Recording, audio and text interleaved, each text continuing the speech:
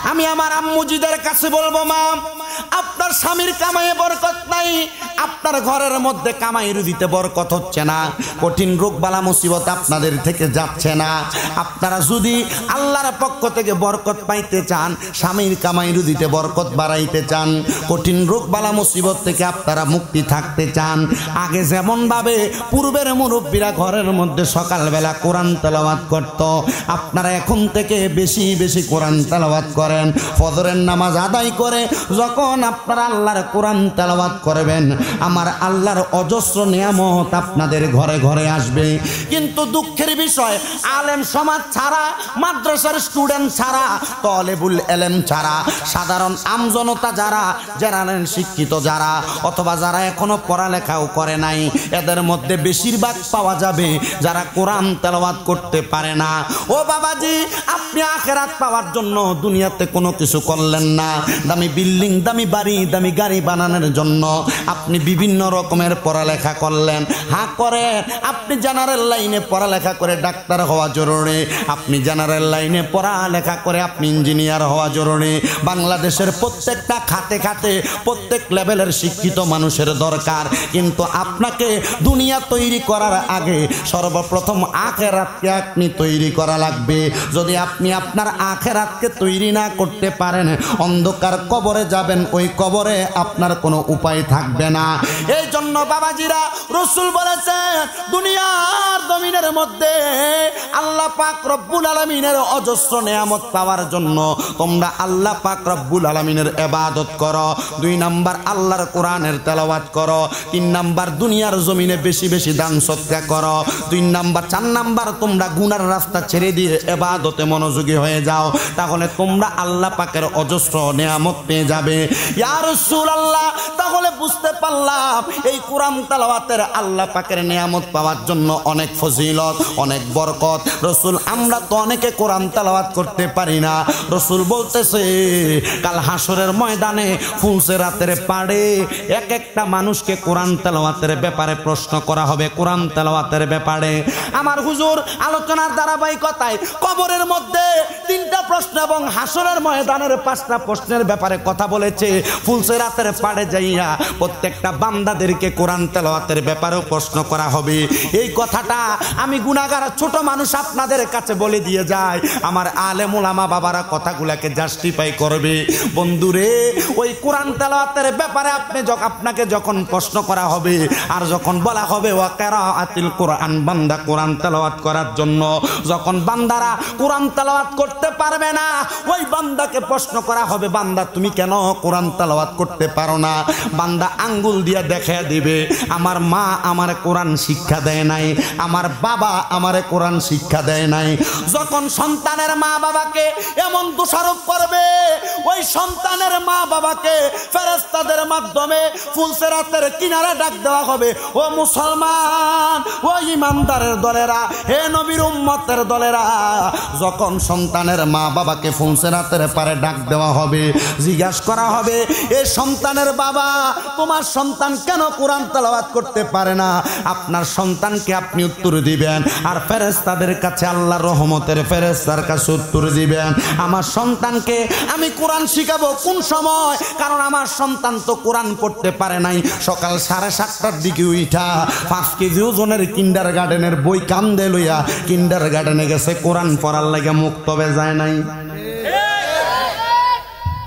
আপনারা অনেকে জানেনই না, ইহুদিরা বিভিন্ন পলিটিক্স করে সকালবেলায় কিন্ডার গার্ডেন পথা চালু করে দিয়ে আপনার সন্তানকে কোরআন তেলাওয়াত থেকে দূরে নিয়ে গেছে। আপনারা অনেকেই জানেন না, কিন্তু আল্লাহর হাবিব সাল্লাল্লাহু আলাইহি সাল্লামের প্রাণের সাহাবা খাদেমুর রাসূল হযরতে আনাস ইবনে মালিক রাদিয়াল্লাহু তাআলা আনহু বলেন, আমি আমার নবীজির দরবারে 10 বছর খেদমত করেছি, আমার উপাধি হয়েছে খাদেমুর রাসূল। ওই 10 বছর খেদমত করা অবস্থায় আমি আমার নবীজির জবান মোবারকে অনেক বাণী শুনেছি। নবীজির জবান মোবারকে শুনলাম, কোনো মা বাবা যদি তার সন্তানকে কোরআন না শিক্ষা দেয়, ওই সন্তানকে কোরআন শিক্ষা দেওয়া মা বাবার দায়িত্ব জানার পরেও আল্লাহর হাবিব সাল্লাল্লাহু আলাইহি সাল্লাম বলেছে তার বাবাকে ওই ফুলসেরাতের এই পার এবং ওই পারে লম্বা করে শুয়ে দেওয়া হবে। পাগুলা থাকবে একবারে, হাতগুলা থাকবে একবারে। ও মুসলমান, আপনার যেই ছেলে আপনার চোখের দিকে তাকিয়ে কথা বলে না, যেই ছেলে শরীরের সাথে একবার পাও লাগলে আপনাকে সম্মানের জন্য 10 বার সালাম করে, নবী আমার বলে ওই সন্তান তখন তার বাবার বুকের মধ্যে পাড়া দিয়া ফুলসেরাত পার হবে। আপনি একটাবার চিন্তা করেন, আপনার সন্তান যদি আপনার বুকের মধ্যে পাড়া দিয়া ফুলসেরাত পার হয়, আপনি কেমনে সহ্য করবেন? এখন অনেকে চিন্তা করে আমার মা বাবা আমারে কোরআন শিক্ষা দেয় নাই, তাহলে আমি আমার বাবার বুকে পাড়া দিয়া ফুলসেরাত পার হয়ে যাব। জি না, আপনি প্রাপ্ত বয়স্ক হওয়ার পর নিজ দায়িত্বে কোরআন শিক্ষা না করলে আপনি যখন আপনার বাবার বুকের মধ্যে পাড়া দিবেন, হাদিস শরীফের মধ্যে পাওয়া যায় ওই ফুলসেরাতের নিচে আমার আল্লাহ হাবিয়া নামক জাহান্নামকে সাজাইছে। বাবার বুকের মধ্যে কদম রাখার সাথে সাথে বাবা সন্তান দুইজন একসাথে জাহান্নামের অতল গহ্বরে চলে যাবে। আমার রূপসদীর বাবারা, আমার পর্দার অন্তরালের মা বোনেরা, আপনারা সর্বপ্রথম আপনাদের সন্তানকে যে শিক্ষাই দেন না কেন, আপনি আপনার সন্তানকে আল্লাহর কালামে হাকিম কোরআন শরীফটা তেলাওয়াত করার শিক্ষা দেন। কেন? আপনি ইন্তেকাল করার পরে আপনার সন্তান মসজিদের ইমামের কাছে দোয়া চাইবে, হাফেজ সাহেবদের কাছে দোয়া চাইবে, আলেম ওলামার কাছে দোয়া চাইবে, হ্যাঁ তারাও দোয়া করবে। কিন্তু এর চাইতে বড় ইবাদত আপনার সন্তান যদি কোরআন তেলাওয়াত করে আপনার জন্য খাস করে দোয়া করে, আমার রাসূল বলেছে ওই সন্তানের দোয়া আগে কবুল করা হয়। বলে কেন? হাদিস শরীফের মধ্যে নবী আমার বলতেছে, শুনো দুনিয়ার মুসলমান, বলে কি আর রাসূলুল্লাহ আপনার কাছে জানতে চাই আমাদের মা বাবা ইন্তেকাল করার পরে আমাদের কোনো দায়িত্ব আছে কিনা? হাল বাকিয়া মিন বিররিয়া বুয়াইয়া শাইউন আবার রুহুমা বিহি বাদা মাউতিহিমা, আমাদের মা বাবা ইন্তেকাল করার পরে আমাদের কোনো দায়িত্ব আছে কিনা? নবী শিখিয়ে দেয়, হ্যাঁ দায়িত্ব আছে। ইয়া রাসূলুল্লাহ কি দায়িত্ব আপনি বলেন না? নবী বলে দিচ্ছেন, ক্বালু বালা, হ্যাঁ দায়িত্ব আছে। দায়িত্বের মধ্যে 1 নাম্বার দায়িত্ব আসসালাতু আলাইহিমা, মা বাবা ইন্তেকাল করার পরে সন্তানের প্রথম দায়িত্ব দোয়া করা। যদি কোরআনটা নাই পড়তে পারেন কি পয়রা দোয়া করবেন? ও মুসলমান, আপনার সন্তান যদি কোরআনটা না পড়তে পারে কি পয়রা পয়রা দোয়া করব? একটা বার তো আপনি এখনো চিন্তা করেন না। হে রূপসদীর বাবাজিরা, আপনার সন্তানকে আপনি জন্মগ্রহণ করার পরে ভালো পড়ালেখা করান, ভালো জামা কাপড় পরান, ভালো খাবার খাওয়ান, কিন্তু আপনি এখনো চিন্তা করেন না আপনার সন্তান যে জন্ম নিল আপনি সন্তানের নির্দিষ্ট দায়িত্বগুলা পালন করেছেন কিনা। মা বাপ বুড়া হওয়ার পরে সন্তান মা বাপকে বাদ দেয় না, এমন অবস্থা সমাজের মধ্যে অহরহর দেখা যায়। মা বাপকে আলাদা করে দেয়, এমন অবস্থা অহরহর দেখা যায়। কিন্তু কেন বাদ দেয় না এখনো তো চিন্তা করেন না। আল্লাহর নবী বলে ওই সন্তানের দায়িত্বগুলা যদি তুমি নির্দিষ্ট পরিমাণ পাইতে চাও, সন্তান ছোট থাকা অবস্থায় তুমি মা বাবা সন্তানের দায়িত্ব পালন করা লাগবে। লাগবে কি না? আপনার সন্তান আপনাকে ভাত দেয় না, এটার জন্য আপনি সমাজে বিচার দেন। আপনার ছেলে মেয়ে আপনার খাবার দেয় না, এটার জন্য আপনি বিচার দেন। আপনার ছেলে মেয়ে আপনার ঘরে জায়গা দেয় না, এটার জন্য বিচার দেন। আচ্ছা, এই ছেলে মেয়ে আপনাকে মনে করেন এই পানির বোতলের দাম 20 টাকা। আচ্ছা, দোকানদারকে যদি আমি 20 টাকা বিনিময় না দেই, আমাকে কি পানির বোতল দিবে? আপনাদের মনে হয় কষ্ট হচ্ছে, জবাব দেন, পানির বোতল দিবে? তা আপনার সন্তান আপনাকে নির্দিষ্ট পরিমাণ দায়িত্ব পালন করবে তখন যখন আপনি তার ছোটবেলা থেকে তার দায়িত্ব পালন করবেন। কথা বলেন না হুজুর? তাহলে দায়িত্বগুলা কি? থাক আর বইলা লাভ নাই, বইলেন না বাবা, এরা দাঁড়ায় দাঁড়ায় বস, শুনুন না, বসার দরকার নেই, থাক বসেন, বইলেন না আর বইলেন না, থাক। তাহলে আমি দোকানদারকে না, এখানে যতগুলো শেয়ারের মানুষ আছে এরা বসতে এখানে জাগেই হবে না। তো যতটুকু আপনারা যদি পারেন একটু কষ্ট করে সামনের দিকে চলে আসেন। আসলে একটু ঠান্ডা তো, যার যার জায়গাটা একটু গরম করছে, এখন সামনের দিকে এসে চিন্তা করতেছে কেমনে এসে বসবে। আপনারা কষ্ট করে এদিকে এসে বসবেন না। অনেকে বসতে পারে না, পরনে টাইট প্যান্ট, তো এরা তো বৈশা প্রস্রাবই করতে পারে না, মাহফিলে বসবে কিভাবে?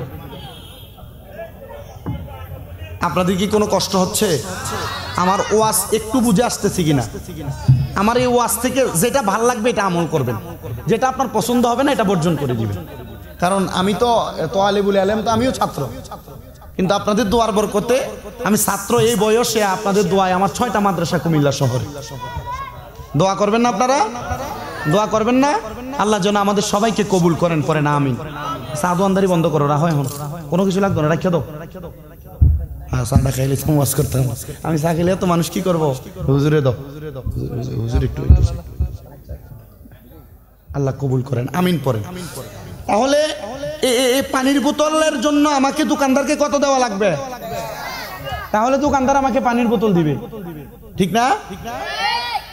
আমার সন্তান থেকে আমি আমার বৃদ্ধ বয়সে কিছু পাওয়ার জন্য আমার সন্তানকেও আমাকে কিছু বিনিময় দেওয়া লাগবে। আপনি যদি সন্তানটাকে তেমন আদর্শবান করে ছোটবেলা থেকে মানুষ করেন, ওই সন্তানের মা বাবা কোনোদিন ছোটবেলায় কখনো, আমিও দেখি নাই আমার এই কম বয়সে। এবার আসেন বাবাজিরা, ওই সন্তানের দায়িত্ব আল্লাহর হাবিব সাল্লাল্লাহু আলাইহি ওয়াসাল্লাম নবী আমার বলতেছেন, একটা মা বাবা সন্তান জন্মগ্রহণ করার পরে 5টা দায়িত্ব, 5টা। আপনারা বলেন একটা সন্তান জন্মগ্রহণ করার পরে মা বাবার কয়টা দায়িত্ব? পরে কয়টা দায়িত্ব? 5টা। বলেন কয়টা দায়িত্ব? মা বাবার 5টা দায়িত্ব। 1 নম্বর দায়িত্ব, সন্তান জন্মগ্রহণ করার পরে ওই সন্তানের কানের মধ্যে আজান দেওয়া। 2 নম্বর, সন্তান জন্মগ্রহণ করার পরে তার একটা সুন্দর নাম লিখে দেওয়া। আপনি আপনার ফুতের নাম রাখেন নইন্যা, ফুতের নাম রাখেন সাগুইরা, রাখি কিনা? রাখি কিনা? আর আল্লাহর নবী বলে সুন্দর ইসলামিক একটা নাম রেখে দেওয়া। ইয়া রাসূলুল্লাহ, 1 নম্বর দায়িত্ব সন্তান জন্মগ্রহণ করার পরে কানের মধ্যে আজান দেওয়া। 2 নম্বর দায়িত্ব, সন্তান জন্মগ্রহণ করার পরে সুন্দর একটা নাম নির্ধারণ করে দেওয়া। 3 নম্বর দায়িত্ব, ওই সন্তানের 7 দিন বয়স অবস্থায় তার মাথা মুন্ডিয়ে দেওয়া, কামাইয়া দেওয়া। 4 নম্বর দায়িত্ব, সন্তানের মা বাবা যদি সম্পদশালী হয় তাহলে 7 দিনের মাথায় ওই সন্তানের নামে আকিকা প্রদান করা। ছেলে হলে 2টি বকরি আর মেয়ে হলে 1টি বকরি আকিকা প্রদান করা। আর 5 নাম্বার, ওই সন্তানের জন্মগ্রহণ করার পরে তার মা বাবার দায়িত্ব ওই সন্তানকে কোরআন শিক্ষা গ্রহণ করানো। এই 5টা দায়িত্বের মধ্যে আপনি মা বাবা নির্দিষ্ট পরিমাণ ভাবে সন্তানের দায়িত্বগুলা পালন করেছেন কিনা আপনারা নিজেরাই জানেন। আর যদি না পালন করতে পারেন তাহলে ওই সন্তান আপনার অবাধ্য হবে। এটা নবীর হাদিসের কথা, আমার বানানো কথা নয়। মা বাবার আরো একটা দায়িত্ব হযরতে আম্মা জান আয়েশা সিদ্দিকা রাদিয়াল্লাহু তাআলা আনহা থেকে পাওয়া যায়। আম্মা জান খাদিজা হযরতে আবু সাঈদ খুদরি রাদিয়াল্লাহু তাআলা আনহু সেম হাদিসটা বর্ণনা করেছেন। বলেছেন, নবী বলেন, কোন সন্তান প্রাপ্ত বয়স্ক মানে 10 বছর বয়স হওয়ার সাথে সাথে মা বাবার দায়িত্ব ওই সন্তানকে নামাজের জন্য অগ্রিম করে কথা বলা, মানে নামাজের জন্য মসজিদের দিকে আহ্বান করা, ডাকা। ও সন্তানের দলেরা, ও মা বাবার দলেরা, আপনাদের মা বাবা আপনাদেরকে দায়িত্বগুলো পালন করেছে কিনা আপনারা ভালো জানেন। আর আপনারা যারা বাবা আছেন আপনারা আপনাদের সন্তানের দায়িত্বগুলো পালন করেছেন কিনা আপনারা জানেন। যদি দায়িত্ব পালন করেন কোনোদিন আপনি আপনার সন্তানের কাছ থেকে অবহেলা পাবেন না, কোনোদিন আপনি আপনার মা বাবার কাছে অবহেলা পাবেন না। মুসলমান ইমানদার, আল্লাহর বান্দা, রাসূল পাকের উম্মত, কোরআন তেলাওয়াতের গুরুত্ব বোঝাইতে যে আমি আলোচনার ধারাবাহিকতার দিকে নিয়ে আসছি। কিন্তু কোরআন তেলাওয়াতের এই ফজিলতপূর্ণ কথাগুলো শোনার পরে আপনারা অনেকেই কোরআন তেলাওয়াত করবেন, অনেকে করবেন না। অনেক মুরব্বীরা এখানে বসে আছেন, হুজুর যারা কোরআন তেলাওয়াত করতে পারে তাদের আমলনামার মধ্যে নেক আমলের সওয়াব দেওয়া হবে। হুজুর কেমন সওয়াব দেওয়া হবে? কোরআন তেলাওয়াত করার কারণে আমরা জানতে চাই। আমার নবী বলতেছেন কোরআন তেলাওয়াত করার কারণে একটা বান্দাকে দুনিয়া এবং আখিরাতে মোট 10টা পুরস্কার দান করা হবে। বলেন সুবহানাল্লাহ। কয়টা পুরস্কার দেওয়া হবে? 10টা পুরস্কার। 10টা পুরস্কার দান করা হবে।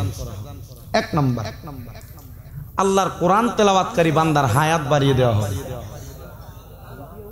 আপনারা যে সুবহানাল্লাহ বলেন না, বলেন কি বাড়িয়ে দেওয়া হবে? হায়াত বাড়িয়ে দেওয়া হবে।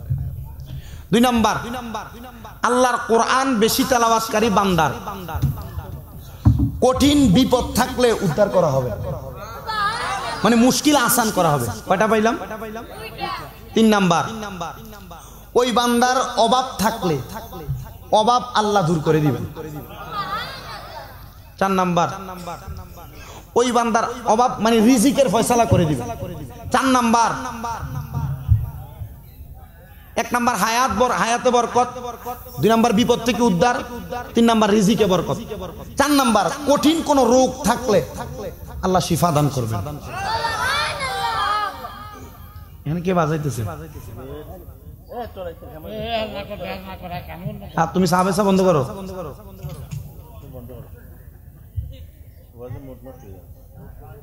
আপনার কোনো কষ্ট হয় না তো? 4 নাম্বার, কঠিন কোন রোগ থাকলে শিফা হয়, মাফ হয়, অসুস্থতা দূর করে দেওয়া হয়। এটা বেশি বেশি কোরআন তেলাওয়াতকারী বান্দার জন্য উপহার। 5 নাম্বার, এটা আমাদের সবার দরকার, বেশি বেশি কোরআন তেলাওয়াতকারী বান্দার ঈমানের সাথে মরণ হয়। কিসের সাথে মরণ হয়? আপনাদের এলাকায় দেখবেন অনেক মানুষ মারা যাওয়ার সময় বিছানায় প্রস্রাব পায়খানা করে দেয়, এমন হয় না? অনেক মানুষ দেখবেন নাকে মুখে দিয়ে রক্ত বের হয়, হয় না? অনেক মানুষ দেখবেন চোখ উল্টে দেয়, অনেক মানুষ দেখবেন জিহ্বায় কামড় দিয়ে মারা যায়। রাসূল সাল্লাল্লাহু আলাইহি ওয়াসাল্লামের কাছে নবীর প্রখ্যাত একজন হাদিস বিশারদ প্রশ্ন করেছে, ইয়া রাসূলুল্লাহ, মানুষের ইন্তেকালের সময় এই কঠিন পরিস্থিতিগুলা কেন হয়? কারণ ইন্তেকালের সময় প্রস্রাব পায়খানা করে দেওয়া, নাকে মুখে দিয়ে রক্ত বের হওয়া, চোখ উল্টাইয়া দেওয়া, জিহ্বায় কামড় দেওয়া, নবীজি এটা তো ভালো লক্ষণ না। আল্লাহর হাবিব সাল্লাল্লাহু আলাইহি ওয়াসাল্লাম নবী বলছেন,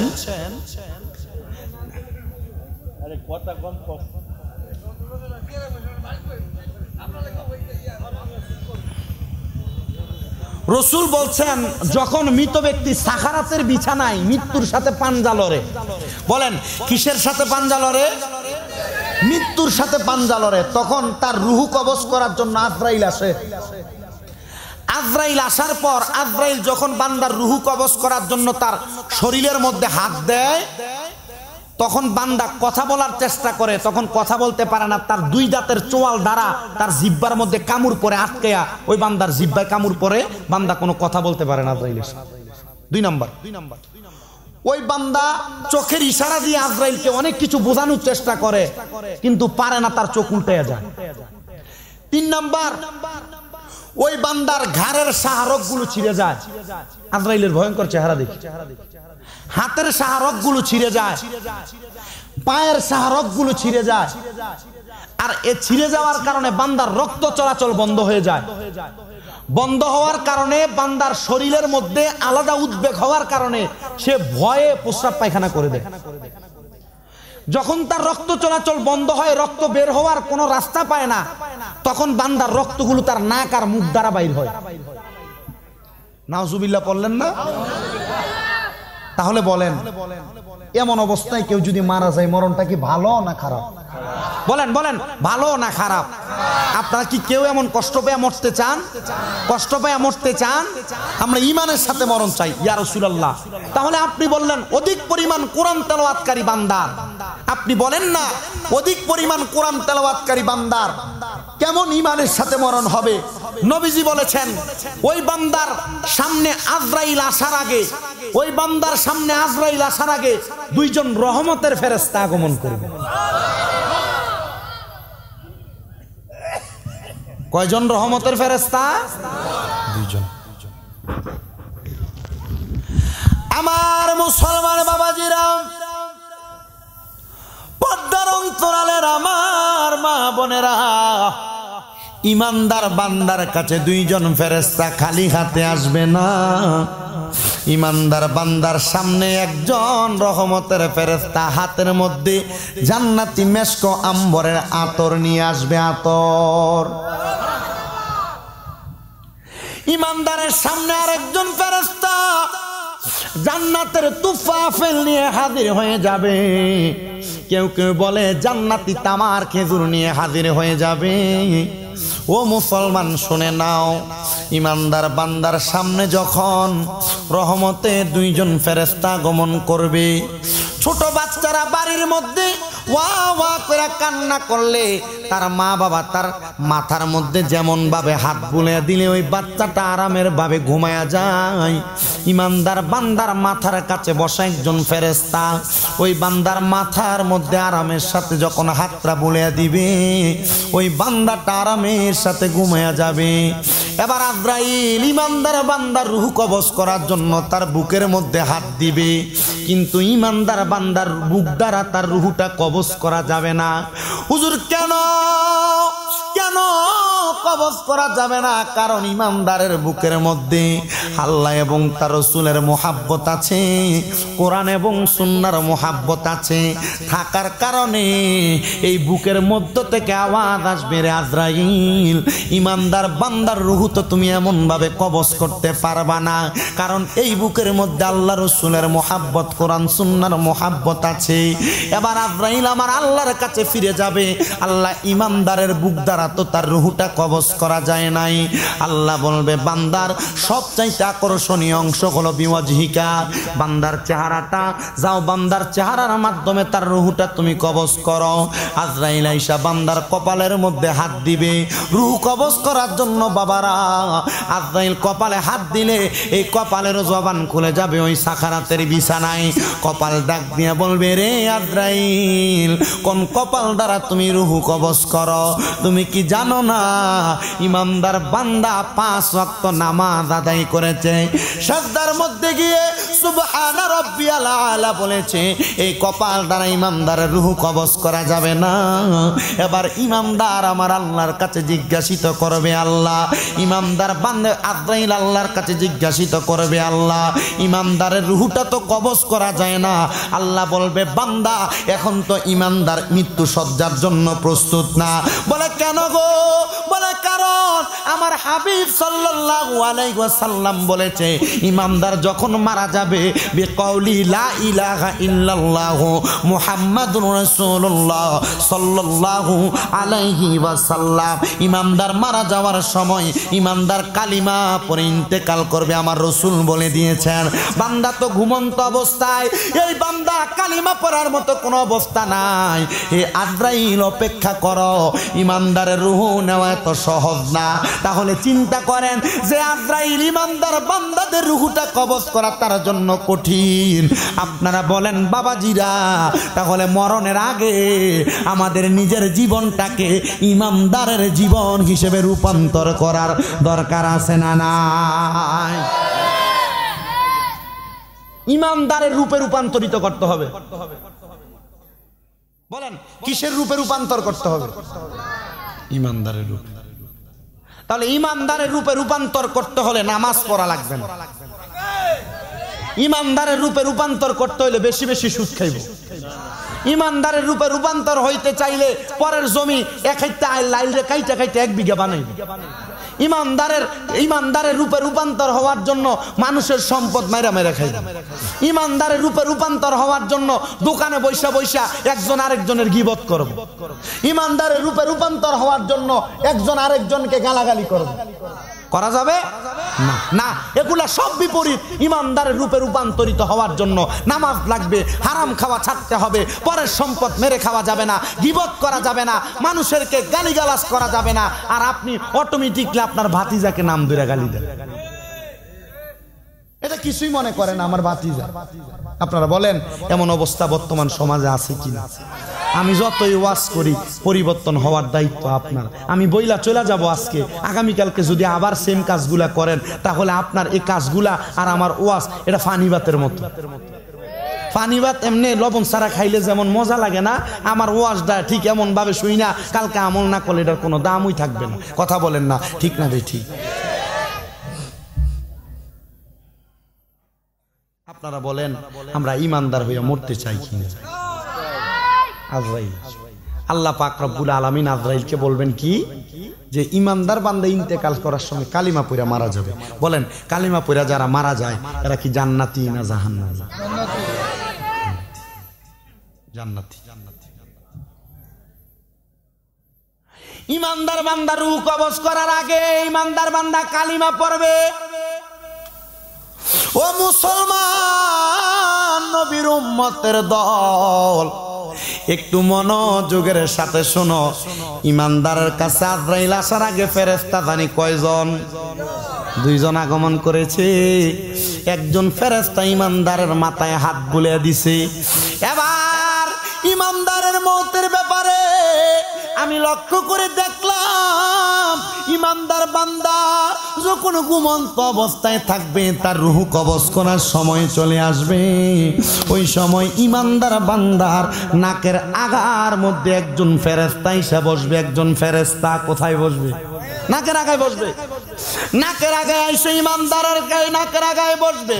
ওই ফেরেশতা ইমানদারের নাকে ডগার মধ্যে বসার সাথে সাথে ওই ফেরেশতার হাতের জান্নাতি মেশক আম্বরের আতরের মুখের ঢিপিটা খুলে দিয়ে ইমানদারকে একটু আতরের সুঘ্রাণ যখন শোনাবে, ইমানদার বান্দা সুঘ্রাণ পায়ে হঠাৎ করে ঘুম থেকে উঠবে। আর মাথার কাছের ফেরেশতার হাতের মধ্যে জান্নাতি তুফম অথবা খেজুর, এই হাতের মধ্যে জান্নাতি আপেল আর খেজুরটা ওই বান্দার মুখের সামনে ধরবে। ইমানদার খাবারের পাগল না, জান্নাতি প্রত্যেকটা অংশে অংশে কালিমা লেখা আছে। ইমানদার বান্দাটা লক্ষ্য করে দেখবে জান্নাতি তুফা আপেলের মধ্যে কালিমা লেখা। আর ইমানদার বান্দা ঘুম থেকে ওঠার সাথে সাথে পড়বে কালিমে তৈয়বা লা ইলাহা মুহাম্মাদুর রাসূলুল্লাহ সাল্লাল্লাহু আলাইহি ওয়াসাল্লাম। জবান খুলে উচ্চ কণ্ঠে জোরে জোরে পড়েন আল্লাহু আকবার।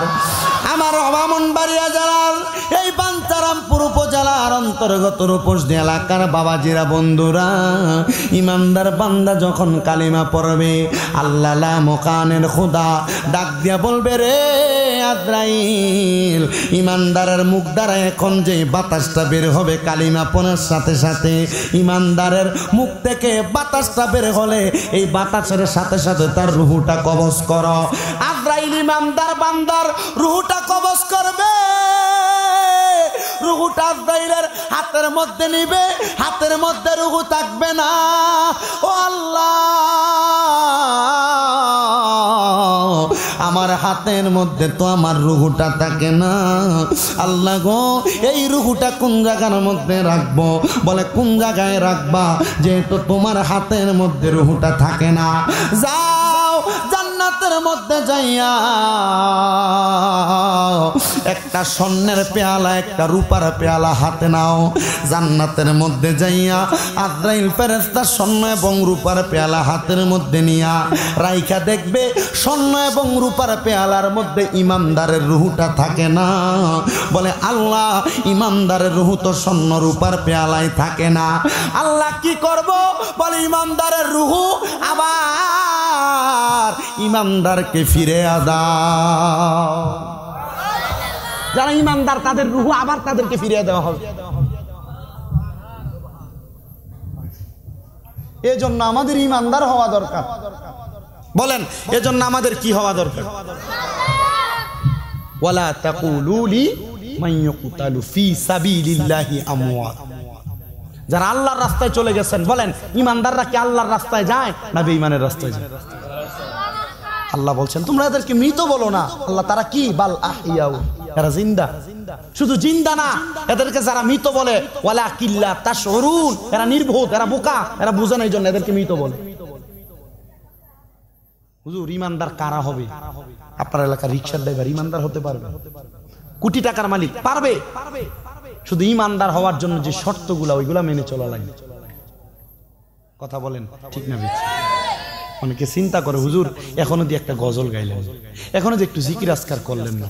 আপনারা বলেন গজর জিকির আজকারের চাইতে এই কথাগুলো আমাদের জীবনে বাস্তবায়ন করার জরুরত আছে না নাই? বলেন বলেন বলেন, দরকার আছে না নাই? আমার যদি বলেন আমি তওবা করে সময় কাটাই দিতে পারবো, কিন্তু দরকারি কথাগুলো আমাদের সমাজে অত্যন্ত বেশি জরুরি। যেহেতু দেরি করে আসছি আপনাদেরকে ফসাইয়া ওয়াজ দাগে করে দেওয়া দরকার। মাইক সারার আগে ইনশাল্লাহ আমার বলছে হুজুর আপনি যেটা করেন আপনি তো একটা মুনাজাত দেন, আমার মুনাজাতটা দেওয়ার পরে যাই। আমি কইছি ঠিক আছে, যতটুকু ওয়াজ করি আর পরে মাইক সারার আগে আপনাদেরকে নিয়ে একটু দোয়া করবো ইনশাল্লাহ। আপনারা বলেন আমরা দোয়া কইরা বাড়িতে। আমার পরে আজকের মাহফিলের প্রধান বক্তা হযরত মাওলানা জুবায়ের আহমেদ ফাতেহি বিন হোসাইন হুজুর আছেন, মূল্যবান আলোচনা করবেন। কণ্ঠ খুব সুন্দর বাঁশির মতো বাজে, আপনারা ইনশাল্লাহ শুইনা যাবেন। আল্লাহ যেন কবুল করেন। আল্লাহ পাক রব্বুল আলামিন আমাদের সবাইকে, যত ওলামায়ে কেরাম কথা বলছেন প্রত্যেক ওলামায়ে কেরামের কথার উপরে আমল করার তৌফিক দান করেন। জোরে পড়েন আমিন। হ্যাঁ আরো জোরে পড়েন না আমিন। আজরাইল রুহু কবজ করার পর ইমানদার বান্দার দেহের মধ্যে রুহু ফিরিয়ে দিবে। ওই ইমানদার বান্দারা কি করবে? কবরের ভিতরে ইমানদার বান্দাদের কাজ হলো ইউসাল্লুন, তারা নামাজ আদায় করবে। বলেন ইমানদার বান্দা কবরে কি করবে? নামাজ আদায় করবে। দুনিয়াতেও নামাজ, কবরেও নামাজ। বলে না শুধু নামাজ আদায় করবে না, ইমানদার বান্দা কবরে যাওয়ার পর নামাজ আদায় করার পর ইউরজাকুন, এদের কবরে আল্লাহর পক্ষ থেকে এরা রিজিক প্রাপ্ত হবে, মানে এরা খাবার খাবে, জান্নাতি খাবার, তাদের কবরেই জান্নাতি খাবার দেওয়া হবে। হুজুর কত কবর খুঁড়া খুঁড়া দেখলাম, কই কারোর তো দেখলাম না। ওই সময় বাবা দেহটার বিচার না, ওই সময় আপনার রুহুটার বিচার। আপনি আবার চিন্তা করে দেখেন, দেহ এবং রুহু দুইটার বিচার যখন হবে, এই দুইটার সমিশ্রণে বিচারের আগে ইমানদার হয়ে মরতে পারলে ওই কবরে অসংখ্য পরিমাণ, অজস্র পরিমাণ আল্লাহর নেয়ামত আছে না না? তাহলে আমি বলছিলাম ইমানের সাথে মরণ, এই কোরআন তেলাওয়াত করলে 5 নাম্বার পুরস্কার। আপনারা তাইলে সবাই বললেন ইমানের সাথে মরতে চান, এবার কোরআন তেলাওয়াত করলে আমি বলছি পুরস্কার দিবে আল্লাহ 10টা, জানলাম মাত্র 5টা, আরো 5টা জানার দরকার আছে কিনা? বলেন না দরকার আছে কিনা? ইনশাআল্লাহ একটু দুরূদ শরীফ আদায় করার পরে বাকি 5টা বলবো। সবাই মোহাব্বতের আওয়াজে একটু দুরূদ শরীফ আদায় করেন। আল্লাহুম্মা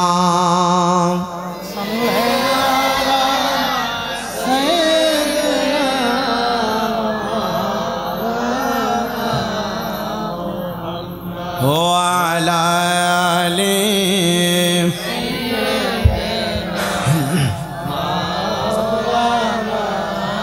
আরেকটু মোহাব্বতের আওয়াজে জবান খুলে জোরে জোরে পড়ি আল্লাহুম্মা। মাশাআল্লাহ মাওলানা মুহাম্মদ ওয়া আলা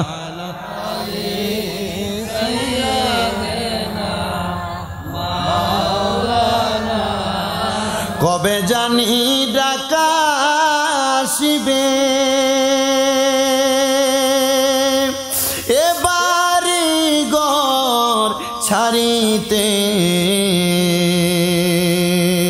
রঙিন পোশাক খুলে খুলে সাদা কাফন পড়িতে।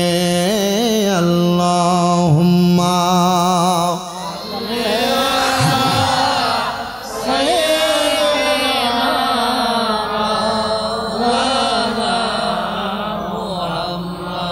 ওয়ালা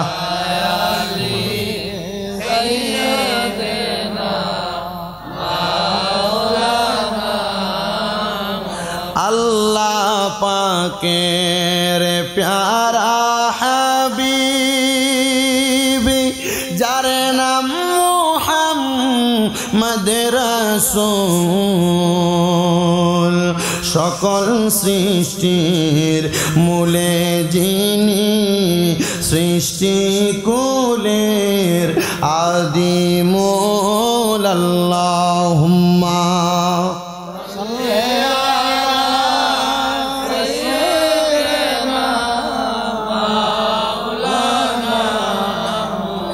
ওয়ালা আলি সাইয়্যিদিনা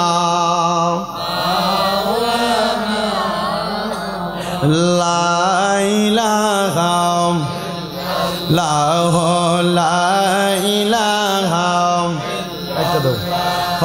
লা ইলাহা ইল্লাল্লাহ লা সুবহানাল্লাহ ওয়ালহামদুলিল্লাহ লা ইলাহা ইল্লাল্লাহ পড়েন সুবহানাল্লাহ লা ইলাহা ইল্লাল্লাহ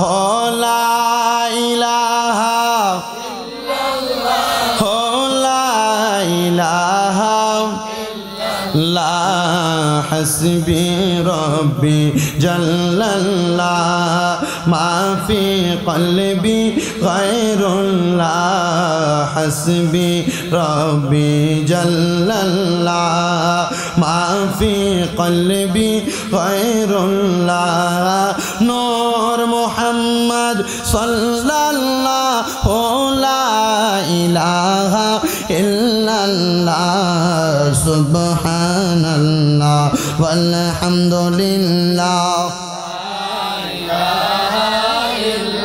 la ilaha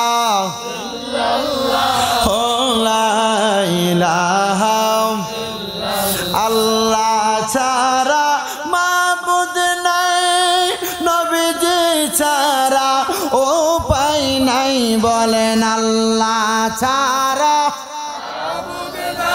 আমার নবীজি ছাড়া উপায় নাই ওই নবীকে পাইতে হইলে ওই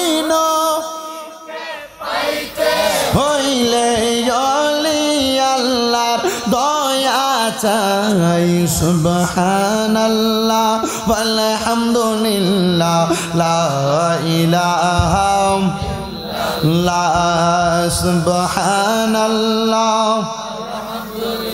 লা ইলাহা নামাজ রোজা চাই রহনা সবাই মা বাবার খেদমত চাই রহনা বলেন নামাজ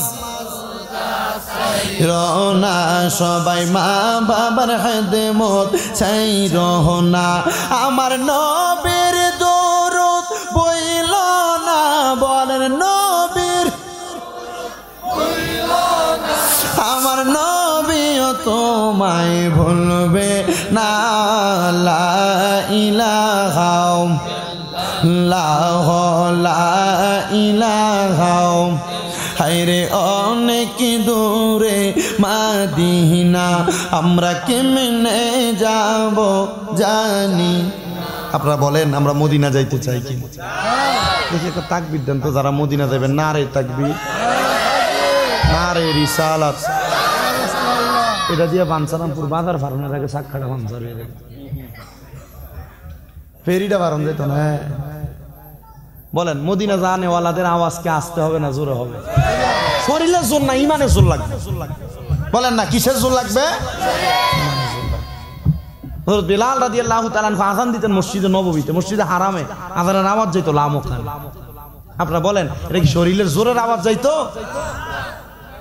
ইমানের জোরে যাইতো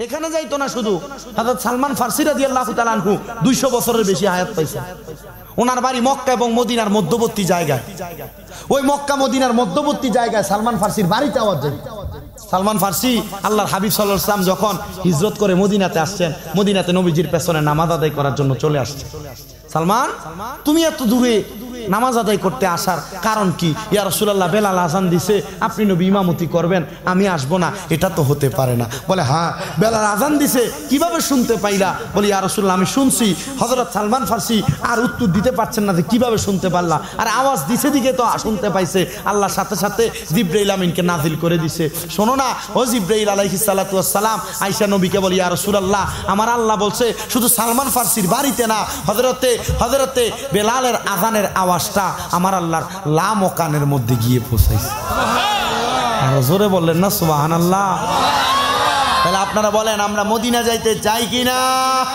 কারা কারা যাইতে চাই দুই হাত তুলে আল্লাহকে দেখায় নারে তাকবীর নারে তাকবীর নারে রিসালাত সুন্নি মহাসম্মেলন জোরে বলেন আমরা মদিনা যাইতে চাই তো ইনশাআল্লাহ।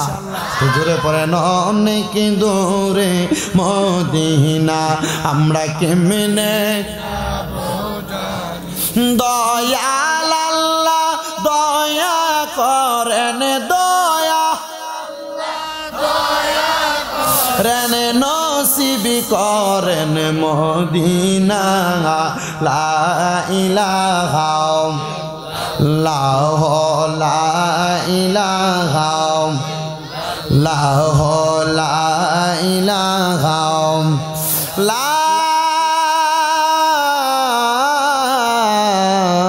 ইলাহা ইল্লাল্লাহু মুহাম্মাদুর রাসূলুল্লাহ সাল্লাল্লাহু আলাইহি ওয়াসাল্লাম। জবান খুলে মুহাব্বতের আওয়াজে উচ্চ কণ্ঠে জোরে পড়েন আলহামদুলিল্লাহ। যারা ধৈর্যওয়ালা, যারা আল্লাহর বান্দা, কষ্ট করে মাহফিল শোনার জন্য আসছেন, আমি আশা করি আমার কোরআন তেলাওয়াতের 5টা ফজিলতের কথা আপনারা বুঝতে পেরেছেন। আমি বাকি 5টা কথা হাতে আমাদেরকে আজকের জান্নাতের বাগানে আসার এবং বসার তৌফিক দান করেছে। সবাই উচ্চ কণ্ঠে পড়েন আলহামদুলিল্লাহ। আমি প্রথমে প্রারম্ভিকা দিয়ে ভূমিকা দিয়ে সূচনা দিয়ে সময় লস করি নাই, যেন মানুষগুলো আইসা বসে সেই পরিস্থিতি তৈরি করছি। আল্লাহ যেন আমাদের সবাইকে কবুল করে। আজকের এই সময় কত মানুষ বানসারামপুরের হসপিটালে ভর্তি, অনেক মানুষ আজকে হসপিটালে ভর্তি বিভিন্ন জায়গায় তাদের কর্মব্যস্ততায়। আবার আজকে মাহফিল হইতেছে তোর উপসদি, তারা মাহফিলে তারা বেআইরে দাওয়াত দিছে, বেআইনরে দাওয়াত দিছে, জিয়ের জামাইরে দাওয়াত দিছে, সুন্দর মুরগি জবাই কইরা রান্না কইরা কইরা খাওয়াইতেছে। আজকে তারা ওইখানে সময় ব্যয় করে, কিন্তু তারা জানে না আজকের জান্নাতের বাগানের আশেপাশে তারার মা তারার বাবা যারা মৃত ইন্তেকাল করছেন তাদের রুহুগুলা ঘুরতেছে। তাদের রুহুগুলা কি করতেছে বলেন না? তাদের রুহুটা ঘুরতেছে। তাদের রুহু কি এমনি ঘুরে? নবীজি বলছেন এদের রুহুগুলা এখান থেকে যখন কবরে চলে যায়, কবরে যাওয়ার পর কোন কোন রুহু দেখে যে কোন কোন রুহুটা কবরে যায় দেখে তাদের কবরে আযাব বন্ধ হয়ে গেছে। বলে কেন বন্ধ হয়েছে? তার আহালরা আওলাদরা ওয়ারিসরা এই জান্নাতের বাগানে বসে তার জন্য দোয়া করার কারণে আল্লাহ তার কবরের আযাব মাফ করছে। আর অনেক রুহুরা কবরে যায় দেখে যে তাদের কবরে জাহান্নামের আগুন দাউ দাউ করে জ্বলতেছে। আল্লাহ আমার সাথে যে ছিল তার কবরে তো আযাব নাই, আমার কবরে কেন আযাব? বলে তুমি দুনিয়াতে এমন একটা আওলাদ রাইখা আসো নাই যে কোনো জান্নাতের বাগান কোরআন সুন্নাহর বাগানে বৈশা তোমার জন্য দোয়া করবে আর আমি আল্লাহ তোমার কবরের আযাব মাফ করে দিব। ও মুসলমান, আল্লাহর বান্দারা যারা বাড়ি ঘরে এখনো বসে আছেন, আপনার আওলাদদের জন্য সামান্য সময় দোয়া করার জন্য যদি হয়, দোয়া করার জন্য যদি হয়, এই জান্নাতের বাগানে এসে বসে যান। বাকি 5টা নিয়ামতের কথা বলে দোয়া করুন। বলেন তাহলে কোরআন তেলাওয়াতকারী বান্দার 5টা নিয়ামত পাইলাম। হায়াতে বরকত, রিজিকে বরকত, বিপদ থেকে উদ্ধার, অসুস্থতা থেকে মুক্তি, ঈমানি মরণ। তাহলে 6 নাম্বার পুরস্কার, ইমানদার বান্দা যখন মারা যাবে তাকে যখন কবরে রাখা হবে, আপনারা বলেন যে ব্যক্তি 10 তলা বিল্ডিং এর মালিক আর যেই ব্যক্তি নরমাল ঘরের মালিক, সবাইকে কি ঘরের ভিতরে আলাদা কিছু দেওয়া হয় কবরে, নাকি 3.5 হাত মাটি? বাস তো একই বাস, ঠিক না? ঠিক না? বাস তো একই বাস। কাফন তো সাদা মার্কিন কাপড়ে, না কেন দামি কাপড় আছে? হয়তো যারা উমরা করে হজ করে আসে তাদের এহরামের কাপড় গুলা দেয়। কেমন এর সাথে দামি তো আর কিছু দেয় না যে বলে রেশমি কাপড় দিয়ে দিবেন। না না, আল্লাহ হাবিব সাল্লাল্লাহু আলাইহি ওয়াসাল্লাম বলছেন, শোনো দুনিয়ার মুসলমান, আমি রাসূল সাদাকে পছন্দ করি, তোমরা তোমাদের মৃতদের দাফন দাও, তার মানে কাফন দাও, সাদা কাপড় দাও। জোরে বললেন না সুবহানাল্লাহ? নবী আমার বলে দুনিয়ার মুসলমান, ওই বান্দা যদি বেশি বেশি কোরআন তেলাওয়াত করে, ওই বান্দার ইন্তেকাল করার পরে আমার আল্লাহ পাক রব্বুল আলামিনের বান্দারা দেখবে বান্দার কবরের মধ্যে মাটির মধ্যে শোয়া দেওয়া হয়। কিন্তু বান্দা যদি ইমানদার হয়, বান্দা যদি কোরআন তেলাওয়াতকারী হয়, ওই বান্দার কবরে জান্নাতের 3 জন ফেরেশতা জান্নাতি বিছানা বিছায়া দেয়। হুজুর আমরা কেন দেখি না? বলে দেখবা কিভাবে? এই চোখ দ্বারা বাজে জিনিস দেখা আমাদের চোখ নষ্ট। যারা প্রকৃত ইমানদার ওনারা কোনো কবরের সামনে দিয়ে গেলে কবরের অবস্থা বলতে পারে। কি আরো জোরে বললেন না সুবহানাল্লাহ? ইমাম জাজুলি রহমতুল্লাহ আলাইহি বলে, আমার জামানায় আমি যখন দামেস্কের বাদশা ছিলাম, আমি ওই সময় দেখছি আমার এলাকার একজন আল্লাহর বলি ছিলেন, উনি কবরের পাড়ে দিয়া যায়া লক্ষ্য করে দেখলেন ওই কবরে কেমন জানি সুন্দর সুশীতল, অন্য কবরবাসী যেমন ওই কবরবাসী নাকি এর চাইতে আরো ভালো আছে। ওই সময় ইমাম জাজুলি বলে ওই কবরের পাড়ে দাঁড়াইয়া দাঁড়াইয়া ওই আল্লাহর ওলি জিজ্ঞাসা করছে যে কবরটা কার, তোমরা কি কেউ বলতে পারো? সবাই বলে হ্যাঁ আমরা বলতে পারি, আমাদের এলাকায় একজন ব্যক্তি ছিলেন যে কাঠ কাটতেন, কাঠুরিয়া ছিলেন, ওই ব্যক্তির কবর এটা। তো ইমাম জাজুলি রহমতুল্লাহ আলাইহি বলে ওই আল্লাহর ওলি প্রতিনিধি হইয়া ওই ব্যক্তির বাড়িতে গেছে যে সবার কবরে সুন্দর আছে কিন্তু তার কবর একটু বেশি সুন্দর, কেন তার কবরে এমন অবস্থা? আমি একটু তার বাড়িতে যেয়ে দেখি এই ব্যক্তির এমন কোন নেক আমল ছিল যার কারণে আল্লাহ তার কবরে বিশাল সুন্দর একটা সমীচীন জান্নাতের ব্যবস্থা করে দিয়েছেন। আল্লাহর ওলি বাড়িতে গেছেন, খবর নিয়ে ওই কাঠওয়ালার বাড়িতে, মানে যিনি কাঠ কাটতেন তিনার বাড়িতে, এই আসসালামু আলাইকুম ওয়া রাহমাতুল্লাহ, ঘর থেকে কোনো আওয়াজ দেয় না। দ্বিতীয়বার সালাম দেয় আসসালামু আলাইকুম ওয়া রাহমাতুল্লাহ, ঘর থেকে কোনো আওয়াজ দেয় না। তিনবার সালাম দিছে, কোনো জবাব দেয় না। আল্লাহর ওলি পেছন দিকে ফিরা চলে আসতেছে, এমন টাইমে পেছন থেকে একটা মহিলা আওয়াজ দেয় ওয়া আলাইকুমুস সালাম ওয়া রাহমাতুল্লাহি ওয়া বারাকাতুহু। সালামের জবাব পাই আল্লাহর ওলি পেছনে তাকায় না। মহিলা আবার সালামের জবাব দিছে, আল্লাহর ওলি পেছনে তাকায় না, আবার সালামের জবাব দিছেন।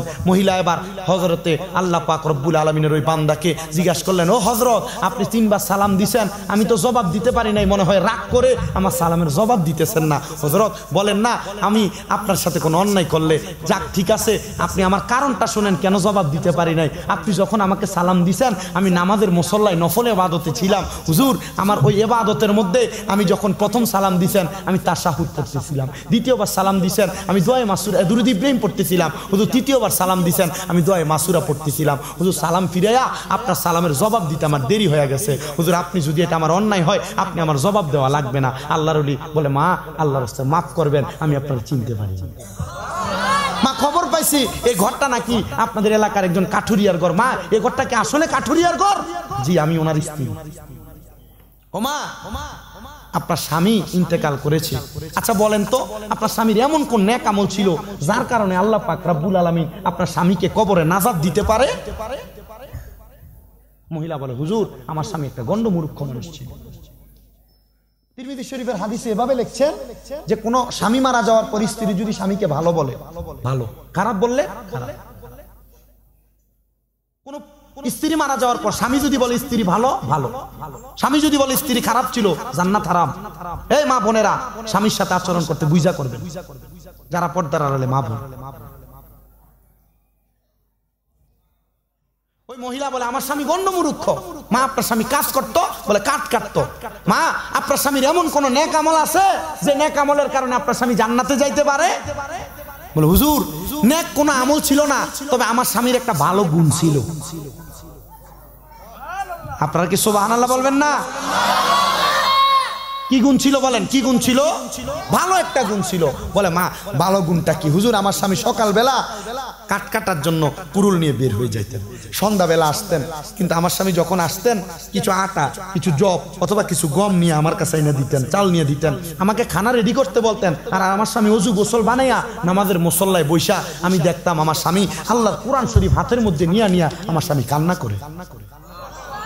আমি একদিন জিজ্ঞাসা করলাম, হে আমার কলিজার টুকরা স্বামী, আপনারা তো কোনোদিন কোরআন শরীফ আওয়াজ দিয়ে পড়তে শুনলাম না, আপনি শুধু কান্না করেন, কারণ কি? আমার স্বামী চোখের পানিটি পালাইয়া পালাইয়া বলছে, স্ত্রী আমি তো পড়তে পারি না, আফসুস কইরা কইরা কান্দি, আমি তো পড়তে পারি না। মসজিদে দেখবেন রমজান মাসে অনেক মুরব্বীরা এমন কোরআন শরীফ খুলা খুলা কান্দে।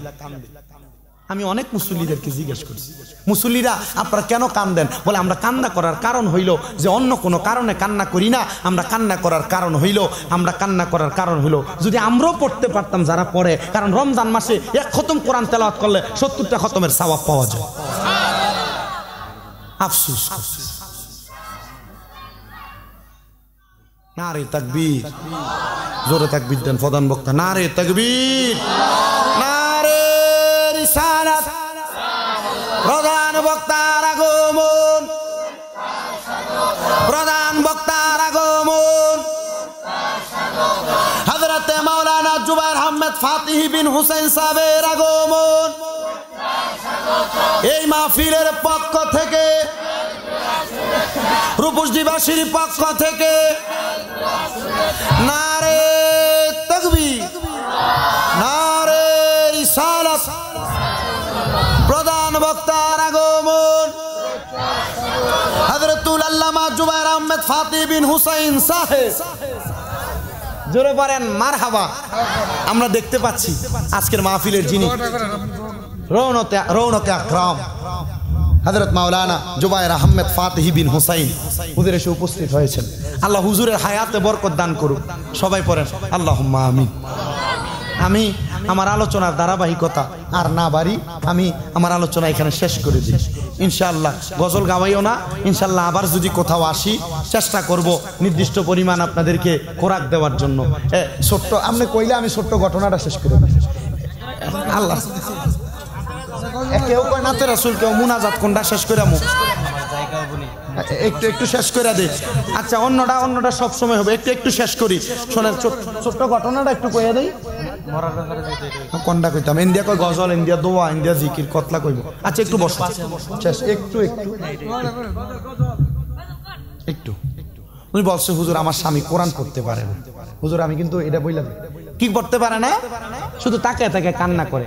আল্লাহর হাবিব সাল্লাল্লাহু আলাইহি সাল্লাম হাদিসে মুবারাকার মধ্যে বলে দিচ্ছেন যে কোনো মানুষ যদি কোরআন তিলাওয়াত করতে নাও পারে, ওই ব্যক্তি শিখার আগ পর্যন্ত কোরআনের প্রত্যেকটা হরফের দিকে তাকাইলে আল্লাহ পাক তার আমলনামায় তিলাওয়াত করার সমপরিমাণ সওয়াব দিবে। তো নবীর সাহাবাই কেরাম ছিলেন প্রখর। মাঝখান থেকে একজন অন্ধ সাহাবী যুদ্ধের চোখগুলা চলে গেছে, উনি হাত তুলে বলে ইয়া রাসূলুল্লাহ আমি তো চোখে দেখি না, তা আমি কিভাবে সওয়াব পাবো? রাসূল ইরশাদ করেছেন যে হ্যাঁ তুমি চোখে দেখো না, এই কোরআনের মুহাব্বত তোমার অন্তরে ধারণ করলে সমপরিমাণ সওয়াব তুমিও পাইবা। উনি তাকে তাকে কাঁদতেন। আর আল্লাহ পাক রব্বুল আলামিনের ওই বন্ধু ইমাম জাযুরি রাহমাতুল্লাহ আলাইহি বর্ণনা করতেছেন, হ্যাঁ উনি বর্ণনা করে বলছেন উনি 2 রাকাত নামাজ পড়ে ইস্তেখারা করে দেখলেন ওই আল্লাহর বান্দা এই কোরআনের দিকে তাকে তাকে কান্না করার কারণে কবরে যাওয়ার পর নাজাত পেয়ে গেছে। সুবহানাল্লাহ। আল্লাহ আমাদের সবাইকে কোরআন শিক্ষার তৌফিক দান করুন, কোরআন তিলাওয়াত করার তৌফিক দান করুক। যারা পড়তে পারেন না, মুরব্বি হয়ে গেছেন, মুনাজাত করে ফেলুন। আল্লাহ আমাদের সবাইকে কবুল ও মঞ্জুর করুন। আল্লাহুম্মা আমিন ইয়া রাব্বাল আলামিন। আসসালাতু ওয়াসসালামু আলা রাসূলিহিল কারীম। রব্বানা তাকাব্বাল দুআইনা ওয়া দুআ ইবাদাস সালাতিল আশরিনা ওয়া মুসাল্লিউনা রব্বানা তাকাব্বাল দুআ। ربنا آتنا في الدنيا حسنة وفي الآخرة حسنة وقنا عذاب النار وقنا عذاب سكرة الموت وقنا عذاب القبر وقنا عذاب الحشر وقنا عذاب الفلسرات وقنا عذاب اليوم القيامة رب ارحمهما كما ربياني صغيرا وقل رب ارحمهما كما ربياني صغيرا। রব্বুল আলামিন আল্লাহ আজকের জান্নাতের বাগানে যত ওলামায়ে কেরাম কথা বলেছেন বলবেন, আল্লাহ প্রত্যেকের কথার উপর আমাদেরকে আমল করার তৌফিক দান করুন। আল্লাহ বিশেষ করে ওলামায়ে কেরামের পথ মত অনুযায়ী রাসূলের পথ মতে আমাদের চলার তৌফিক দান করেন। আল্লাহ বিশেষ করে আজকের জান্নাতের বাগানে যারা হাত বাড়াইছে, অনেকের মা নাই, অনেকের বাবা নেই, আল্লাহ প্রত্যেকের মা বাবার কবরের আযাব মাফ করে দেন। আল্লাহ যাদের মা বাবা বেঁচে আছে হায়াতে বরকত দান করেন। আল্লাহ আম্মা আব্বার খেদমত করার তৌফিক দান করেন। আল্লাহ বিশেষ করে এই জান্নাতের বাগান মাহফিলের মধ্যে যারা টাকা দিয়ে, পয়সা দিয়ে, শ্রম দিয়ে, বুদ্ধি দিয়ে, পরামর্শ দিয়ে, অর্থ দিয়ে সহযোগিতা করেছেন প্রত্যেককে আপনি কবুল করেন। অনেক প্রবাসী ভাইয়েরা বিদেশ থেকে দোয়া চেয়েছে, আল্লাহ প্রত্যেক প্রবাসীদেরকে কবুল ও মঞ্জুর করেন। পর্দার অন্তরালের মা বোনেরা দোয়া চায়, আল্লাহ তাদেরকেও কবুল ও মঞ্জুর করেন। আল্লাহ ফরিয়াদ আপনার দরবারে এই মাহফিল কিয়ামত পর্যন্ত আপনি দায়েম এবং কায়েম রাখেন। আল্লাহ আমাদের সবাইকে দুনিয়া এবং আখিরাতের পুঁজি তৈরি করার তৌফিক দান করেন। আল্লাহ মরণের আগে আমাদের আখিরি জবানে ঈমানি কালাম যেন হয় লা ইলাহা ইল্লাল্লাহু মুহাম্মাদুর রাসূলুল্লাহ সাল্লাল্লাহু